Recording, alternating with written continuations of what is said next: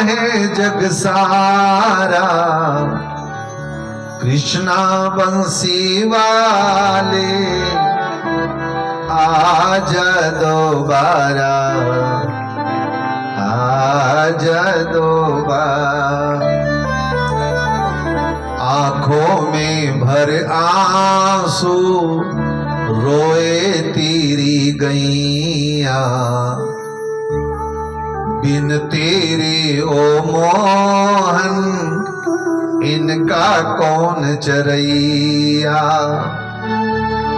इनको तूने छोड़ दिया क्यों, जिनका तू ही सहारा। कृष्णा बंसी वाले आजा दोबारा।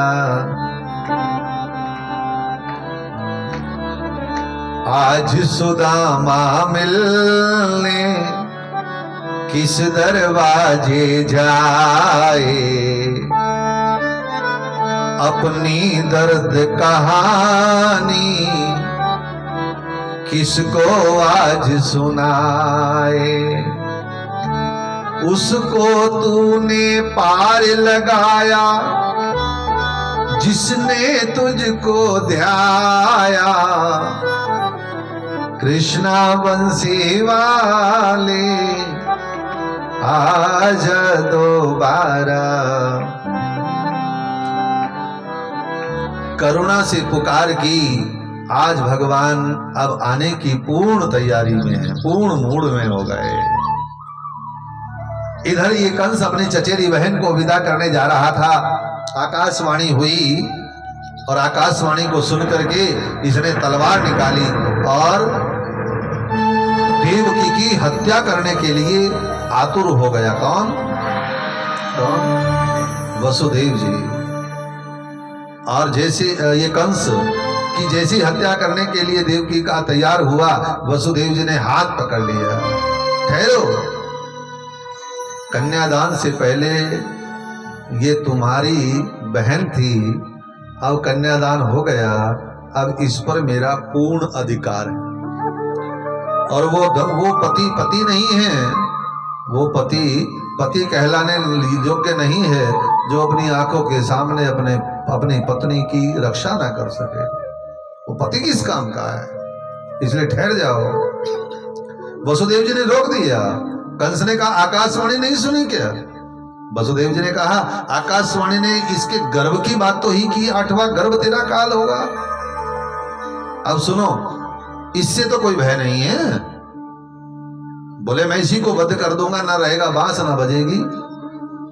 बोल पड़ो, घर तो रोज रहते हो, आज तो कथा में रहो, तो मैं इसकी हत्या कर देता हूं। वसुदेव जी ने कहा नहीं, ये मेरी धर्म पत्नी है, इसलिए जो जो बालक जन्म लेगा उसको ला करके मैं तुम्हें देता रहूंगा। जातम जातम तुभ्यम न दास्यामि यत प्रभो,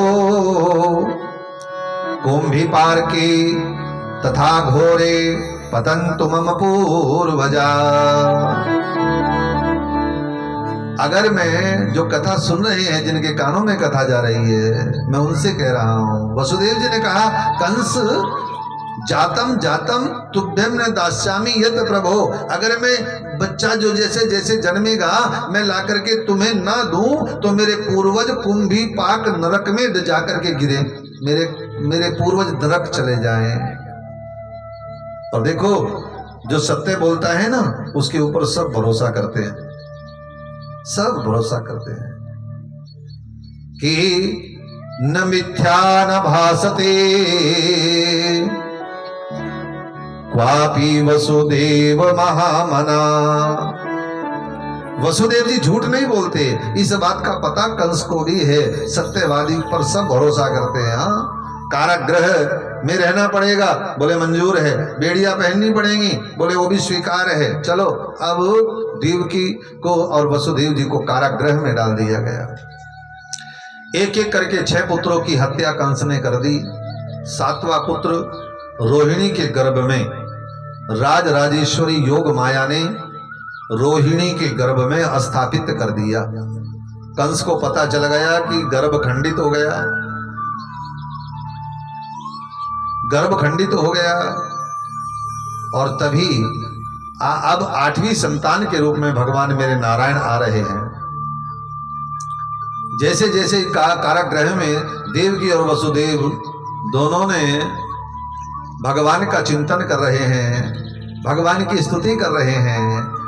मेरे भाई बहनों, ये भादवे का महीना प्रारंभ हो गया, अष्टमी तिथि है, रोहिणी नक्षत्र है और रात्रि के 12 बजे हैं। रात्रि के 12 बजे किसी ने कहा भादवे में क्यों आए भगवान?